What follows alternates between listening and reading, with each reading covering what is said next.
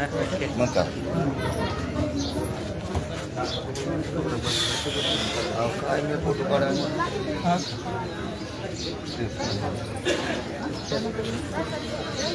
इथं बसा करू हा बोल की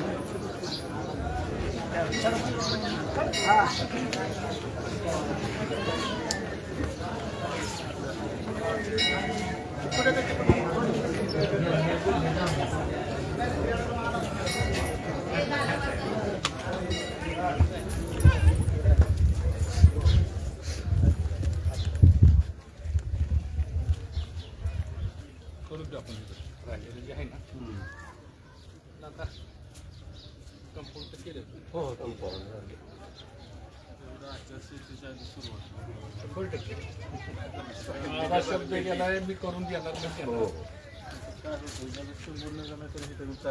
आता ते आहेच की असतं तेवढं त्याचं नाही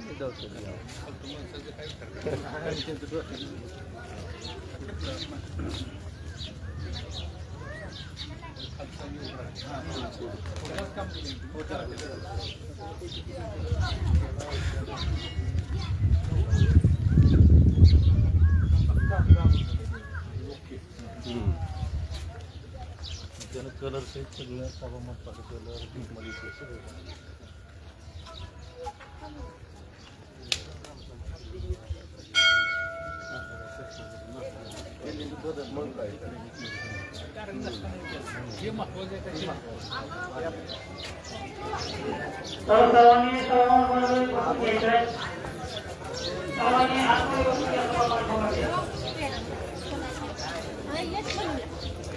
कार्यक्रमाला या ठिकाणी सुरुवात होत आहे.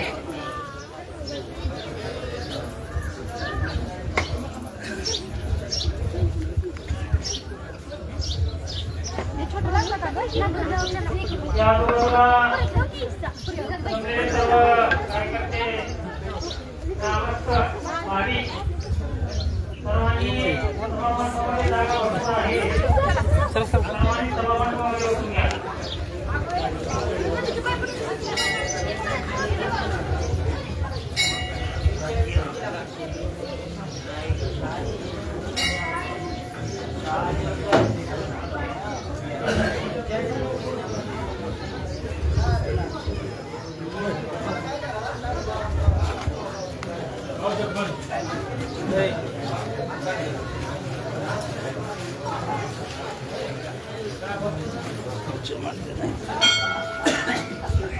आज या ठिकाणी दरवर्षी प्रमाणे श्रावण महिन्यातल्या सोमवारी आपल्या राज्याचे ज्येष्ठ नेते सहकार मंत्री माननीय नामदार हर्षवर्धन पाटील साहेब यांचं या ठिकाणी नंदिकेश्वर चरणी आगमन झालेलं आहे. त्यांचा या ठिकाणी सत्कार दगडवाडीचे सरपंच रणजित रासकर यांनी करावा अशी मी विनंती करतो. त्याचप्रमाणे निर्वांगीचे सरपंच संतोष पोळ पाटील यांनी नामदार साहेबांचा सत्कार करावा. निराविमा सहकारी साखर कारखान्याचे व्हाईस चेअरमन निराविमा सहकारी साखर कारखान्याचे विद्यमान चेअरमन लालाबा पवार यांचा सत्कार दगडवाडीचे सरपंच आणि निर्वांगी सरपंच यांनी करायचा. उपसरपंच दगडवाडीचे उपसरपंच किसन मोठे आणि निर्वांगीचे उपसरपंच वैभवराव जाधव यांनी करायचा आहे.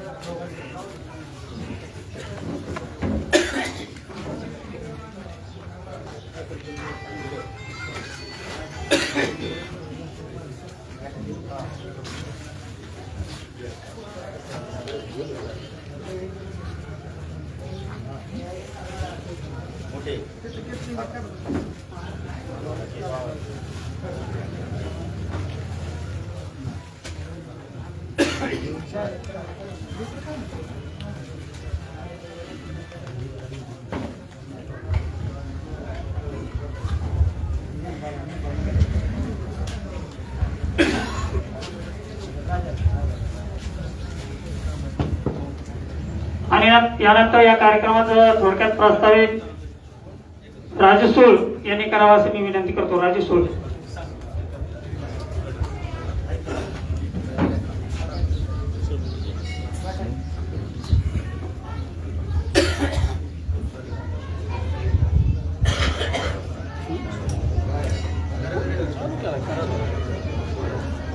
महाराष्ट्र राज्याचे माजी सहकार व संसदीय कामकाज मंत्री माननीय नामदार हर्षवर्धन पाटील, आपल्या निराभिमान सहकार साखर कारखान्याचे चेअरमन लालाबा पवार आणि व्यासपीठावर सर्व मान्यवर यांचं प्रथमतः मी आभार मानतो। भाऊंनी या मंदिरासाठी उद्घाटन केले, नारळ फोडला। काही कालावधीने काय अडचणीनं आपली सत्ता नसताना जरी निधीवरून आला तर ते दुसऱ्याच्या ताब्यात जात होता, त्याच्यामुळे कामाला काय अडचणी आल्या। पण आता भाऊंचा शब्द आहे, येणाऱ्या आचारसंहितेच्या आत या मंदिराच्या कार्यक्रम कामाचं पूर्ण काम करू आणि काम करण्यासाठी या परिसरातील ग्रामस्थांना दिलेला शब्द मी माझा पूर्ण करू, या मंदिराला दिलेला शब्द पूर्ण करू देण्याची जबाबदारी सर्वस्व माझी आहे। तरी आतापर्यंत काय झालं भाऊ, तुम्ही निधीवर आणला तर इथं सत्ता बी तिकडे तिकडे होती, त्याच्यामुळे आमचं बी काय चालत नव्हतं, तुमचं बी काय चालत। पण येणारा काळ असा आहे, आमचा बाकीचा विकास राहू द्या, पण ह्या मंदिराचं तुम्ही उद्घाटन केलंय त्याची जबाबदारी तुम्ही पूर्ण पाडून आम्हाला येणाऱ्या विधानसभेत जनतेवर वन मान करून जाण्याची संधी मिळावी, एवढंच बोलतो आणि माझं छोटं। यानंतर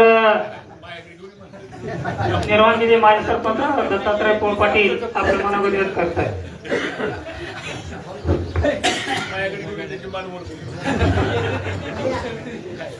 राज्याचे सहकार मंत्री, माझे सहकार मंत्री हर्षवर्धन पाटील व केंद्रातले अध्यक्ष साखर संघाचे आणि लालाबा चेअरमन, सगळे संचालक मंडळ, सगळे सरपंच यांचं मनापूर्वक आभार। मी एकच सांगतो की जी ही सभा मंडप जी बसलेला आहे हे राजू दादो यांनीच कंत्राट घेतलेलं होतं, विचारा राजू दादो। ह्या सभा मंडपाला परवानगी भाऊने दिलेली आहे आपल्या त्या सभा मंडपाची, कोणी देते कंत्राटच तुम्ही म्हणजे ग्रामपंचायती घेतली, त्याच्यामुळे जी कामं झालेली आहेत आता नाव टाकली म्हणून काय नाही, नाव ही नियमाने भाऊच ह्या सभा मंडप आहे। नावासाठी मी पण नावासाठी भाऊ कधीच म्हणत नाही, मला उलट कावळा नावासाठी तर तो भांडा ना, कामासाठी भांडायचं। मला म्हटलं भाऊराव आपण काम केलं, अजिबात नाही म्हटलं, कोणी नाव टाकू दे, आपण नावासाठी देवाच्या दारात तर भांडायचं नाही।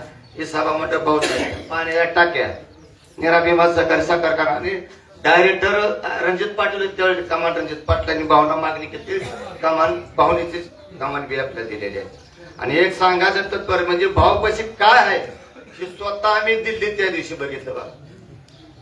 केंद्रीय मंत्री जर भाव आलं तर उठून उभा त्याला माझे केंद्रीय साखर संघाचे केंद्रीय मंत्री, तर काय आपल्या तालुक्याचं काय वजन आहे, इंदापूरचं वजन दिल्लीत काय आहे त्यावेळी स्वतः डोळ्यांनी बघितलं। त्यामुळे डोळ्यात पाणी तर बरोबर आपलं नेतृत्व ह्याच्यापेक्षा जास्त पॉवरफुल चाललं पाहिजे। आणि आता हे आपल्या हातात आहे। अहो एक अलर्जी अशी भाऊचे शंकर शेंडेचं वडील 15 दिवस बोलत नव्हतं, भाऊ भेटायला गेले, त्यांच्या शंकर शेंडेने सांगले तुम्हाला भाऊ भेटायला येणार आहेत, अक्षरशः म्हातारा उठूनच बसेल। तिसरा भाऊ आज 15 दिवस म्हातारा जेवण पिवून व्यवस्थित करत, म्हणजे किती माणसाचं प्रेम त्या माणसाचं आहे एवढंच मला सांगायचं। मला काय भाषण करायला येत नाही, पण मला त्या म्हातार बाबा बाबतीत मला सांगायचं होतं। आज म्हातारा एक अर्धी भाकरी खाते बघा, 15 दिवस जेवण नसतं। त्यांच्या मुलांनी सांगले की भाऊ भेटा तुम्हाला यायच्यात, म्हातारा उठूनच बसतो, भावरा नमस्कार भाऊ म्हणलं, विचारा भावरा। माझं संपलं भाषण, माझं भाषण नाही करायचं। आणखी कोणाला आपलं मनोगत व्यक्त करायचंय का?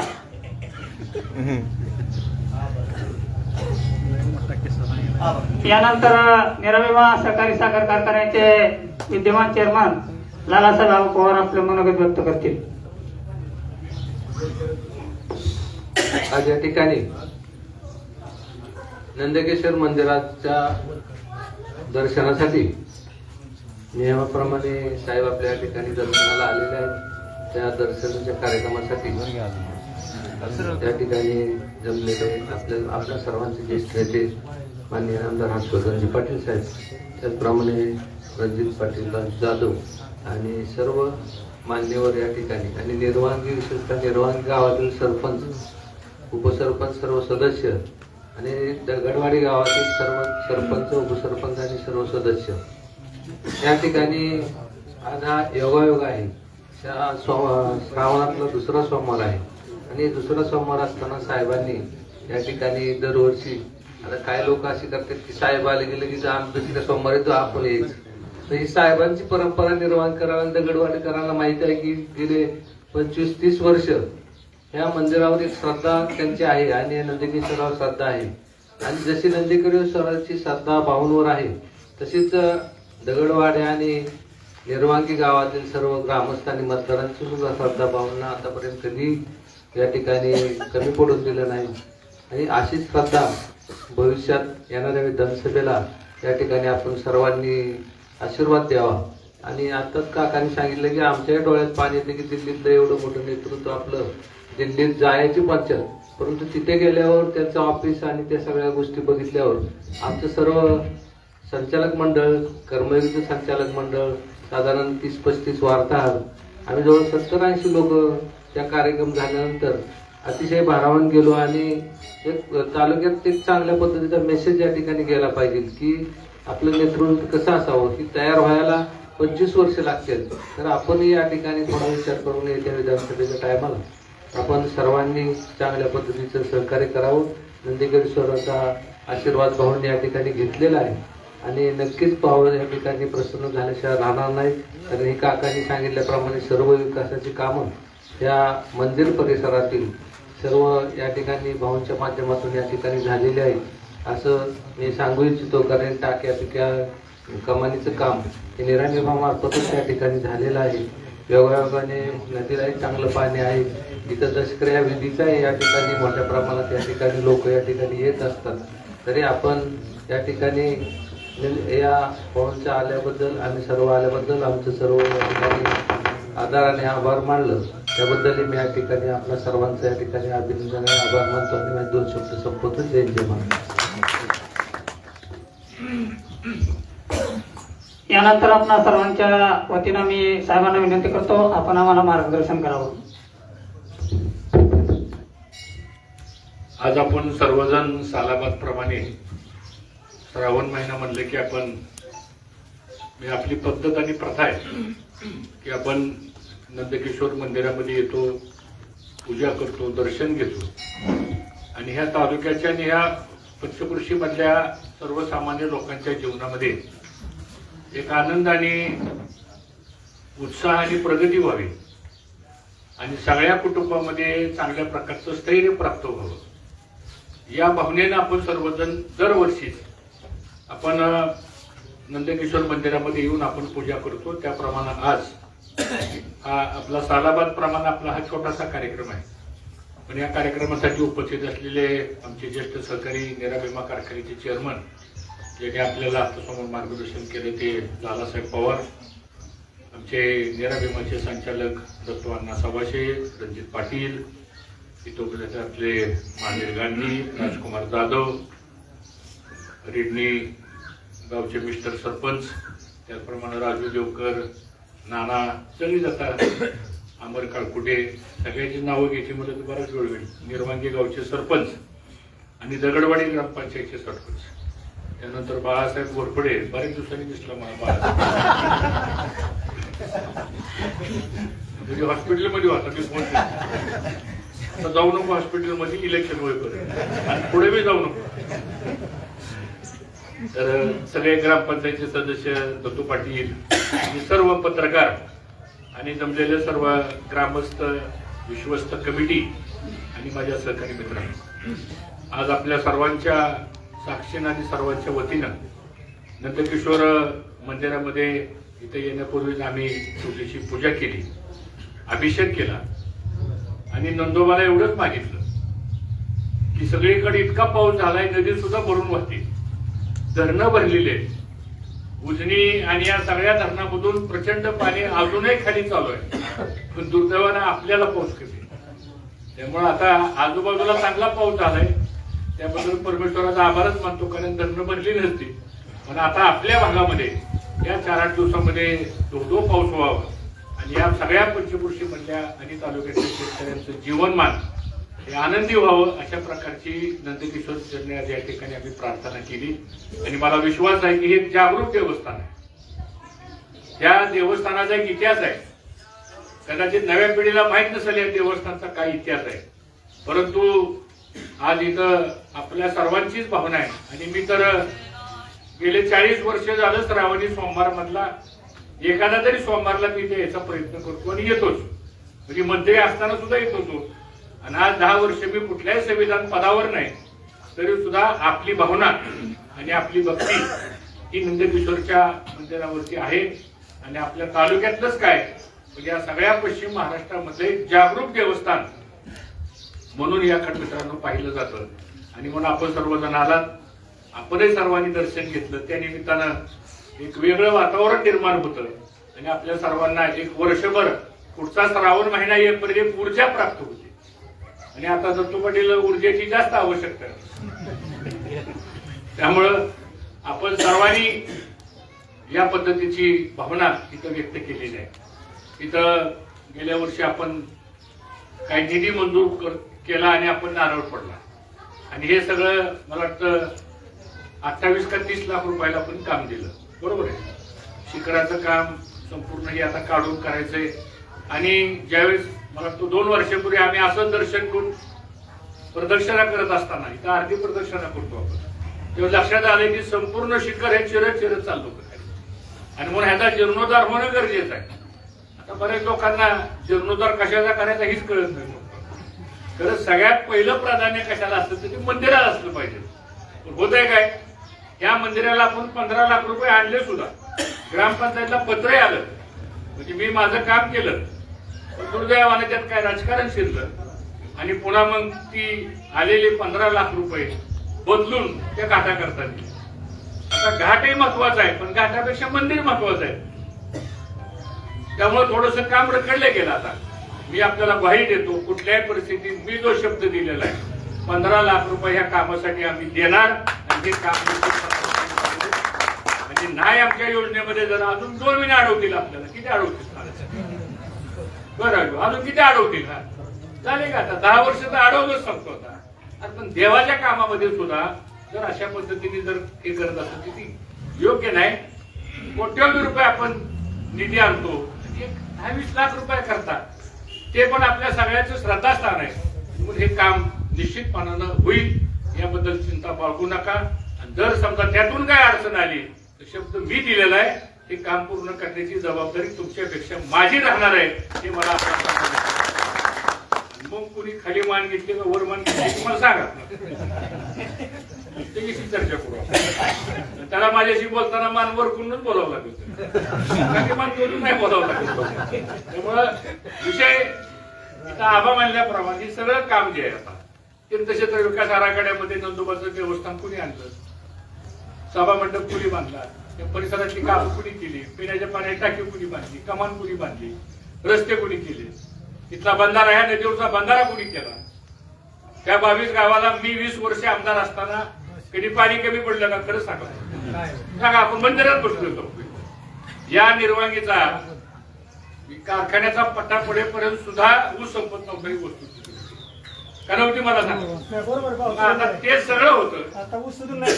आता तुळशीबाजीला लागला सुद्धा ऊस आणावं लागेल पाहुण्याकडून. ही परिस्थिती सुद्धा आपण मित्रांनो समजून घ्या. कुणाला नाव घेऊन टीका करायची नाही, आपल्याला कुणाबद्दल आपल्याला काही भाष्य करायची नाही. पण एक गोष्ट लक्षात ठेवा की ह्या 10 वर्षाच्या काळामध्ये सामान्यातल्या सामान्य माणसांची कामं, आता थोड्या वेळेला उशीर काय झाला तर एक नवीन तहसीलदार आपल्या तालुक्यात आले. ते आले मला सकाळी भेटायला, बनसोडे नावाचा तहसीलदार आला. आल्यावर बघितलं सगळं, बसलो मी, मला त्याला काय गोष्टी सांगायच्या ते मी सांगितलं. त्याचं कारण असं आहे की कुठलाही प्रशासनातला अधिकारी आल्यानंतर त्याला पहिल्या दिवशी काय गोष्टी सांगावं लागतात.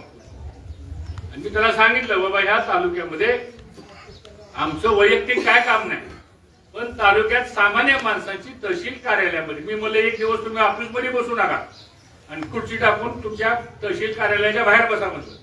आणि मग काय चालतंय आजूबाजूला की माझ्यापेक्षा तुम्हाला कळत म्हणतो.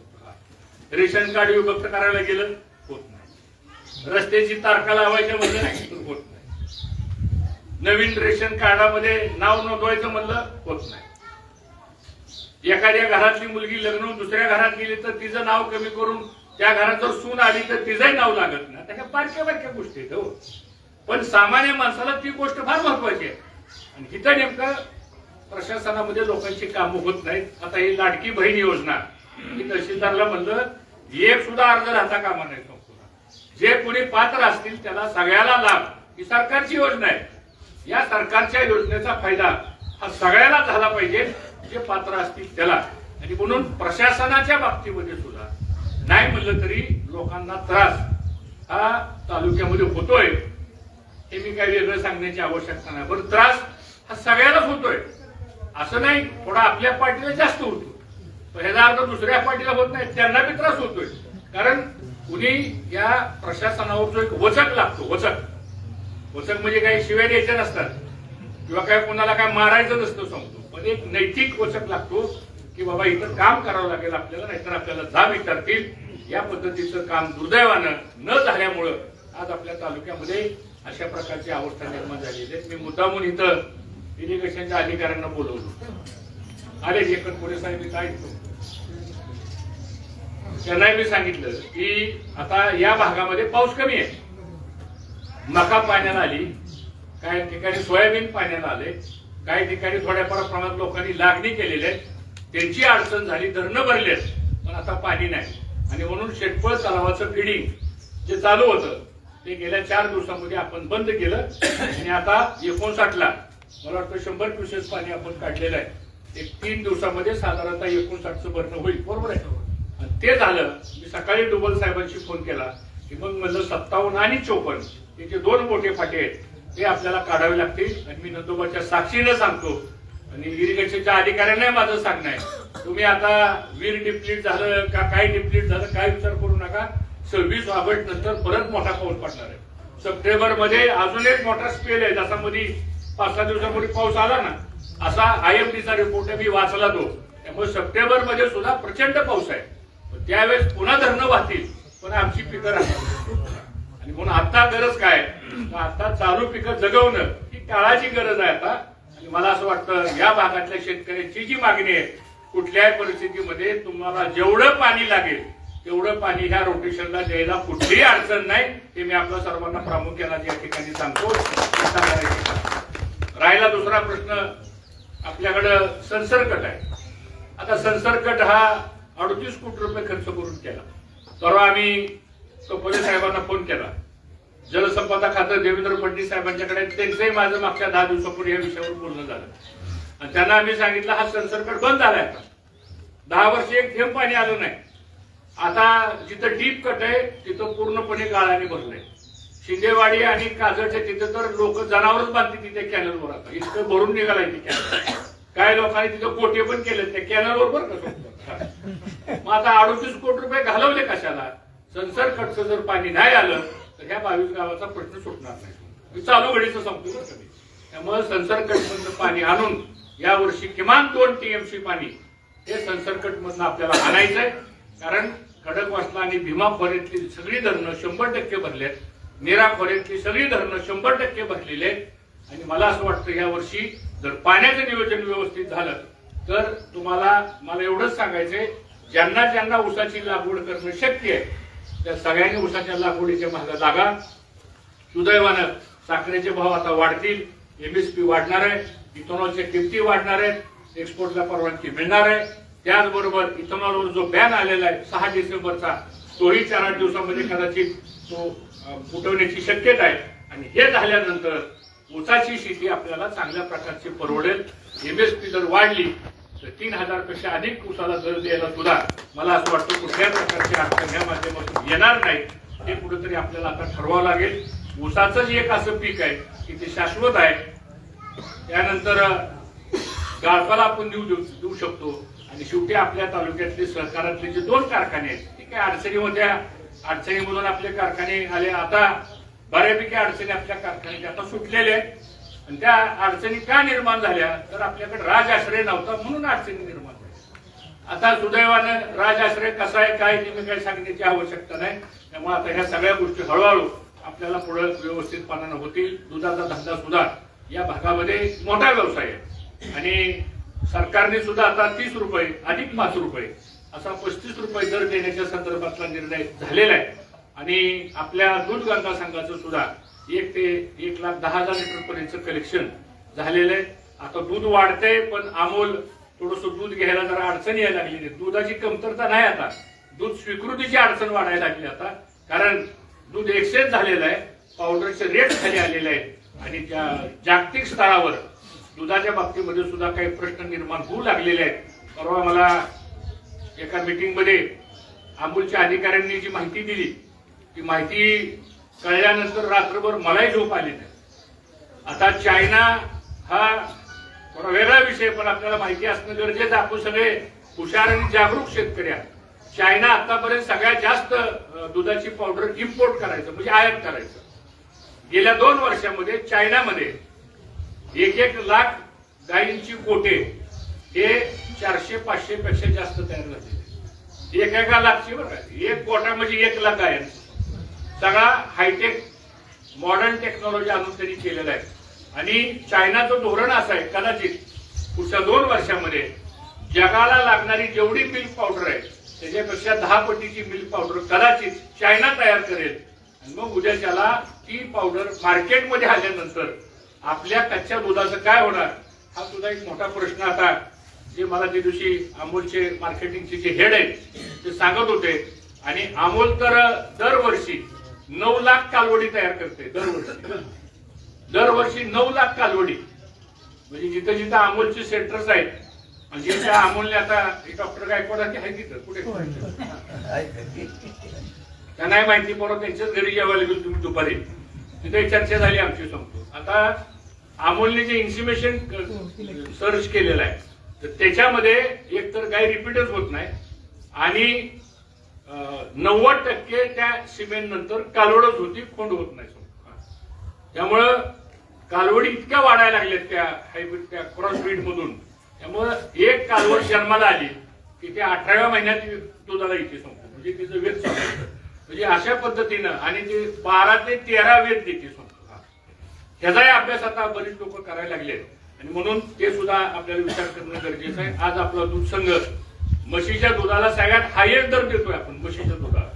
कुणी विचार करा, एकतर शेतकरी तुमच्या रेड्याचा त्यांनी परवा बाईट दिला, 98 रुपये दर त्याला म्हशीच्या दुधाला मिळाला का नाही सांगा. म्हणजे कशामुळे शक्य झालं, तर एक प्लॅटफॉर्म आपण शेतकऱ्यांच्या करता आपण निर्माण केला, आणि आज 8,000 शेतकरी, त्याच्यामध्ये महिला आहेत, त्याच्यामध्ये अल्पसंख्याक आहेत, त्याच्यामध्ये 12 बलुतेदार आहेत, त्याच्यामध्ये भूमिहीन आहेत, त्याच्यामध्ये मागासवर्गीय आहेत, सगळे कामगार आहेत. सगळ्या थरातला वर्ग ज्याला म्हणतो आपण, तो ह्या दुधाच्या व्यवसायामध्ये आता पुढे यायला लागलेला आहे.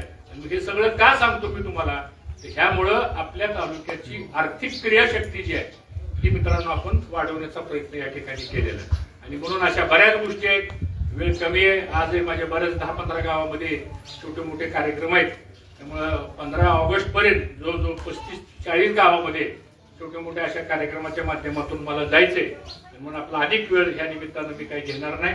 पुन्हा एकदा आज ह्या दोन्ही ग्रामपंचायतींनी अतिशय आपुलकीनं प्रेमानं आमचं स्वागत सत्कार केला, याबद्दल या सर्व ग्रामस्थांचं आणि पदाधिकाऱ्यांचं मी अंतःकरणापासून आभार मानतो. आता राहिला प्रश्न उद्याची निवडणूक आहे, काय होणार, कसं होणार, बरीच चर्चा, बरीच काळजी वाटली लोकांना. होय काल कुठे. त्यामुळे आता आपल्याला शब्द दिलाय देवेंद्र फडणवीस आणि अजित पवारने. तो आता काय म्हणतील ते अजून चर्चा व्हायची, अजून जागा वाटपाचा विषय व्हायचा आहे, अजून जागा कुठली कुणाला जाणार आहे तो विषय व्हायचा आहे. आणि त्यानंतर मग पुन्हा मधीच एक बातमी आली की निवडणुका 1 महिना पुढे जाणार आहेत का, अजून काय काय बरीच चर्चा आहे. पण एक गोष्ट मात्र निश्चित आहे की इंदापूर तालुक्यातल्या घराघरामध्ये या निवडणुकीच्या संदर्भातलं एक उत्सुकता ही आता पोचलेली आहे, आणि प्रत्येक घरामध्ये चर्चा चालू आहे आता. त्यामुळे आता काही अधिक भाष्य करण्यासारखं काय राहिलं असं मला वाटत नाही. त्यामुळं लोकशेवटी लोकशाहीमध्ये जनता महत्वाची आहे, आणि जनता जी ठरवेल तेच करणार, दुसरं काय करणार आहे सांगा. कोणी काय जरी म्हणलं तर आत गेल्यानंतर बटन कोण दाबणार आहे, जनताच बटन दाबणार आहे. त्यामुळे मला असं वाटतं त्याच्यावर अधिक काय भाष्य करायची गरज नाही. कुठे आता काय काय तालुक्यात चाललंय, कोणाचे काय कार्यक्रम होतात, काय होतात. आता ठीक आहे, आपल्याकडचं काय तसलं कार्यक्रम घेण्यासारखं काही नाहीये. आपल्याकडे एकच कार्यक्रम आहे, तुम्हाला भेटणं तुम्ही मला भेटणं, समजा एवढाच कार्यक्रम आहे आपल्याकडे, दुसरा काय कार्यक्रम आपल्याकडे. त्यामुळं सगळ्यांनी मिळून शेवटी हा इंदापूर तालुका हा कैलासवासी भाऊंच्या विचाराचा तालुका आहे. या तालुक्यामध्ये 1952 सालापासून, त्यावेळी तर जन्म माझा नव्हता, बऱ्याच लोकांचा जन्म झाला नव्हता. म्हणजे लोकशाही ह्या देशामध्ये स्थापन झाल्यापासून त्या इंदापूर तालुक्याचं नेतृत्व भाऊंच्या रूपानं आलं. भाऊंनी 30 वर्ष आमदार म्हणून काम केलं, 15 वर्ष मंत्री म्हणून काम केलं. घोलपसाहेब 5 वर्ष आमदार झाले. गणपतराव पाटलांनाही 10 वर्ष आपणच सगळ्यांनी आमदार केलं. आणि 95 ते 14 पर्यंत 20 वर्ष माझ्यासारख्या एका छोट्या कार्यकर्त्याला सुद्धा आपल्या सर्वांचं पाठबळ एवढं होतं आपल्या पाठीमागं. त्या जोरावर आपण 17 खाती महाराष्ट्राच्या मंत्रिमंडळामध्ये सुद्धा काम करण्याची संधी कुणी दिली? नंदोबाचा आशीर्वाद आणि तुमचं पाठबळ. त्याच्यावर ह्या गोष्टी घडलेल्या आहेत. त्यामुळं आपण सर्वजण शेवटी एक लक्षात ठेवा. आता इथं शेजारी आपल्याकडे पोराटवाडीला हायस्कूल आहे. साधी बाब आहे. 800 मुलं आणि मुली शाळा शिकतात. संख्या 800 मुला मुलींचा नाहीये. प्रश्न आहे शिक्षणाची व्यवस्था झाली म्हणून घराघरामधली नवीन पिढी चांगल्या मार्गाला लागली. कोण करू शकतं? तुमच्या निर्वाणी गावामध्ये एक हायस्कूल आहे, वसंतदादांच्या नावानं हायस्कूल आहे, बरोबर आहे. त्याला सुद्धा आपण मदत केली. आज इंदापूर तालुक्यामध्ये 105 हायस्कूल्स आपण काढले. ते काय सगळेच आपल्या संस्थेचे नाहीत. आम्ही म्हणलं नाही सगळ्या शाखा आम्हाला काढायच्या.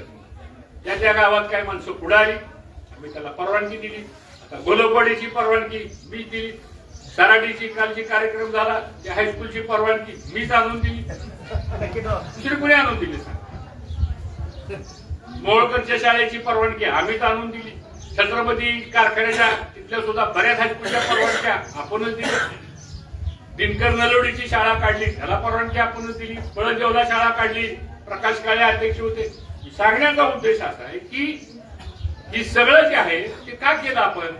तर ह्यातून समाज शिकला पाहिजे, समाज पुढे आला पाहिजे आणि त्याला या सगळ्या कामामध्ये एक चांगल्या प्रकारचा सन्मान कसा मिळेल त्या भूमिका मित्रांना आपण या ठिकाणी घेतलेल्या आहेत. पुन्हा एकदा एवढंच मला सांगायचंय की निर्वांगी आणि हा पंचकृषी मधला भाग हा आपण पोळलेली माणसं आहे. इथं प्रत्येक जणांनी विचार करावा की आपलं नुकसान झालंय का फायदा झाला. नुकसान झालं असेल तर कुणामुळे झालं, फायदा करायचा असेल तर कुणाकडे गेलं पाहिजे ते मी सांगण्याची आवश्यकता नाही. आता प्रत्येकाने हा विचार करा. येऊन कुणीतरी सांगावं मग आम्ही ऐकावं ह्यापेक्षा सुद्धा वास्तव्य काय आहे आणि या वास्तव्यामधून भविष्यात काय घडणार आहे त्या सगळ्याचा विचार तुम्ही आम्ही सर्वांनी निश्चितपणानं कराल एवढीच अपेक्षा व्यक्त करतो. पुन्हा एकदा नंदोबाच्या चरणी एवढीच प्रार्थना करतो की या सगळ्या संकटातून माझा मतदार, माझी जनता, आपला तालुका हा गुन्ह्या गोविंदानं ह्या सगळ्या संकटामधून वर यावा. प्रत्येकाच्या कुटुंबामध्ये आनंदाचे दिवस प्राप्त व्हावेत आणि या तालुक्यातल्या कोणाचाही दबाव असता कामा नये, कोणाचाही त्याच्यावर अन्याय होता कामा नये एवढीच माफक अपेक्षा जर आपण ठेवली मला वाटतं काम करायला कुठल्या प्रकारची अडचण येणार नाही. इथं आमचं स्वागत सत्कार केला त्याबद्दल आभार व्यक्त करतो. आणि एवढ्या मोठ्या संख्येने आपण आलात. दिलगिरी व्यक्त करतो. 1 तास उशीर झाला कारण पिटकेश्वरला मोठा सप्ताह चालू आहे आणि तिथं कालच उपसरपंचाची निवड झाली. त्यामुळे ते मधीच आले आणि म्हणले नाही आता भाऊ कीर्तन सुरू व्हायचं तुम्हीच या. त्यामुळे तिथं एक आमचा पाऊण तास गेला कारण ते आम्ही तिथे 4 वाजता जाणार होतो पण त्यांनी कार्यक्रम बदलला सगळ्या गावकऱ्यांनी. त्यामुळे थोडासा उशीर जरी झाला असला तरी आपण सर्वजण आलात. आपल्या सर्वांचं असंच सहकार्य, असंच प्रेम कायम आमच्या पाठीशी राहील ही अपेक्षा व्यक्त करतो आणि आपल्या सर्वांची रजा घेतो. जय हिंद, जय महाराष्ट्र. यानंतर निरावण ग्रामपंचायतचे उपसरपंच वैभवराव जाधव आभार प्रदर्शन करतील.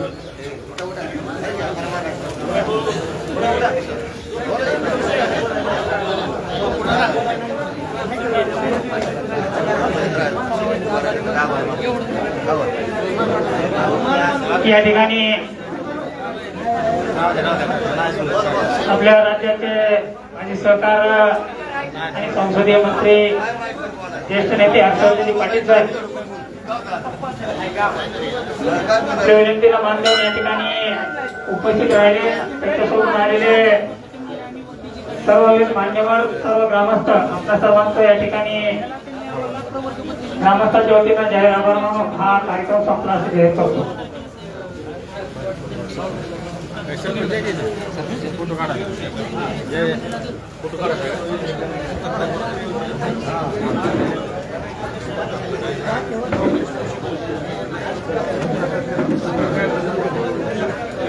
सारी